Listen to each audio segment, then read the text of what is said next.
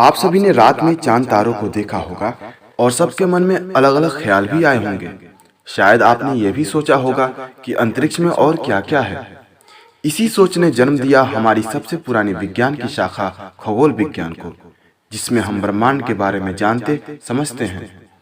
आइए हम इसकी शुरुआत करें अपने ही सौर परिवार से, जिसमें हम रहते हैं। तो चलिए ब्रह्मांड की सैर पर। ग्रीष्म ऋतु की रातों में आकाश में एक दूधिया पट्टी दिखाई देती है। इसे आकाश गंगा कहते हैं। हमारी आकाश गंगा से दूर अंतरिक्ष में ऐसी कई आकाश गंगाएं फैली है। हमारा सौर मंडल इस आकाश गंगा के एक छोर पर स्थित है। आकाश गंगा में ऐसे असंख्य तारे हैं। इनमें से एक तारा सूर्य है। सूर्य सौर परिवार का मुखिया है। सौर परिवार में 8 ग्रह और उनके उपग्रह एवं अन्य आकाशीय पिंड हैं। ये ग्रह और उपग्रह सूर्य की परिक्रमा करते हुए उससे प्रकाश और ऊष्मा प्राप्त करते हैं। सभी ग्रह सूर्य की आकर्षण शक्ति से बंधे हुए हैं और अपनी अपनी कक्षाओं में सूर्य की परिक्रमा करते हैं। ये कभी आपस में नहीं टकराते। इन ग्रहों का नाम बुध, शुक्र, पृथ्वी, मंगल, बृहस्पति, शनि, यूरेनस और नेपच्यून है। बुध यह सूर्य के सबसे पास है और हमारे चंद्रमा से कुछ ही बड़ा है। इसका कोई उपग्रह नहीं है। कभी कभी यह सुबह और शाम क्षितिज पर दिखाई देता है। सूर्य की परिक्रमा करने में इसे पृथ्वी के दिनों के अनुसार 88 दिन लगते हैं।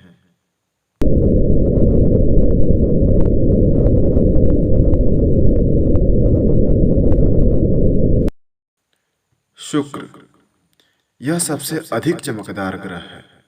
इसे शाम का तारा या भोर का तारा भी कहते हैं। यह आकार में लगभग पृथ्वी के बराबर है। इसका कोई उपग्रह नहीं है। सूर्य की परिक्रमा करने में इसे 225 दिन लग जाते हैं।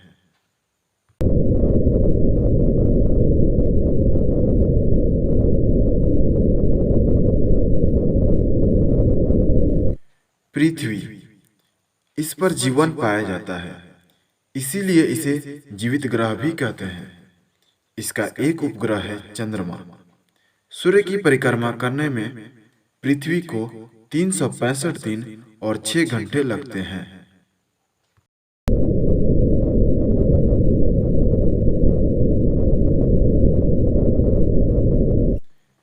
मंगल यह लाल रंग का ग्रह है। इसके 2 उपग्रह हैं। सूर्य की परिक्रमा करने में इसे 687 दिन लग जाते हैं।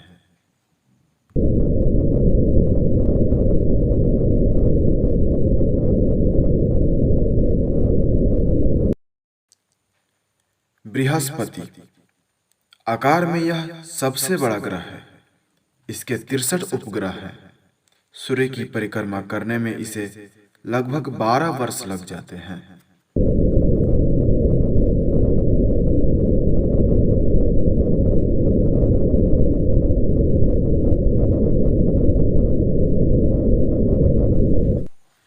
शनि यह सौर मंडल का दूसरा सबसे बड़ा ग्रह है।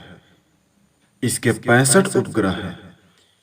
इसके आसपास प्रकाश वलय यानी गैसीय छल्ला होने के कारण सबसे सुंदर दिखाई पड़ता है।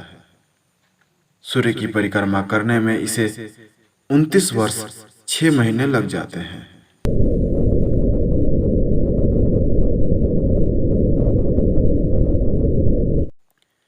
यूरेनस यूरेनस को हम अरुण भी कहते हैं। यह शनि से कुछ ही बड़ा है। इसके 27 उपग्रह हैं। सूर्य की परिक्रमा करने में इसे 84 वर्ष लग जाते हैं।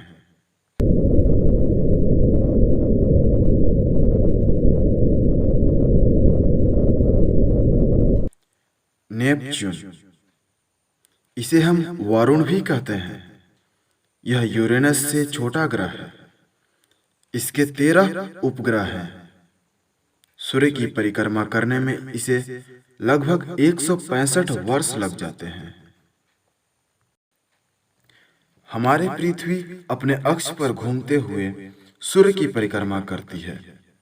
इसका अक्ष 23.5 अंश झुका है, जो कि पृथ्वी के दोनों ध्रुवों को मिलाने वाली एक काल्पनिक रेखा है। सभी ग्रह अपने अपने अक्ष पर घूमते हुए सूर्य की परिक्रमा करते हैं। चंद्रमा हमारे पृथ्वी का उपग्रह है, जो पृथ्वी की परिक्रमा करता है। चंद्रमा पृथ्वी से आकार में 1/4 है। इस पर न जल है न वायु। पृथ्वी पर वायुमंडल, जलमंडल, स्थलमंडल और जैवमंडल पाए जाते हैं। इस कारण पृथ्वी पर जीवन और वनस्पति का विकास हुआ है।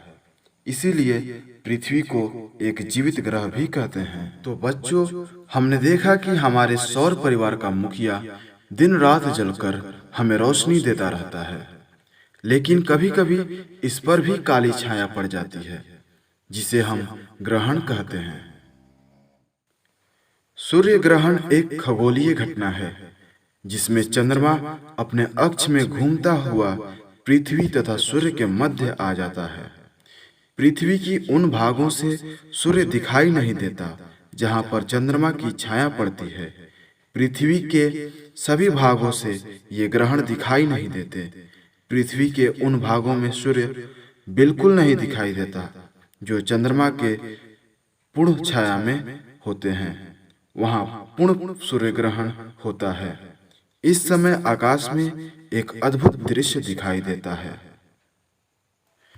कल्पना करें, आप पृथ्वी से बहुत ऊपर ब्रह्मांड के किसी हिस्से से सूर्य ग्रहण देख रहे हैं। आपको पृथ्वी का एक हिस्सा और चंद्रमा की सतह बहुत करीब से दिखाई पड़ रही है।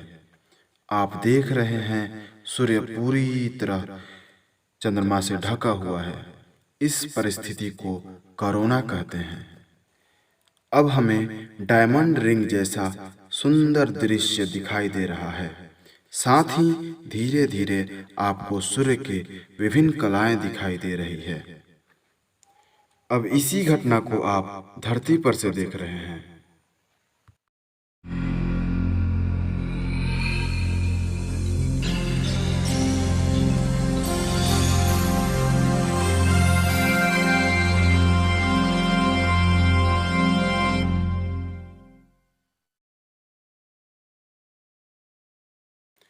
यह बात ध्यान में रखिए कि सूर्य ग्रहण को कभी भी नंगी आंखों से नहीं देखा जाना चाहिए।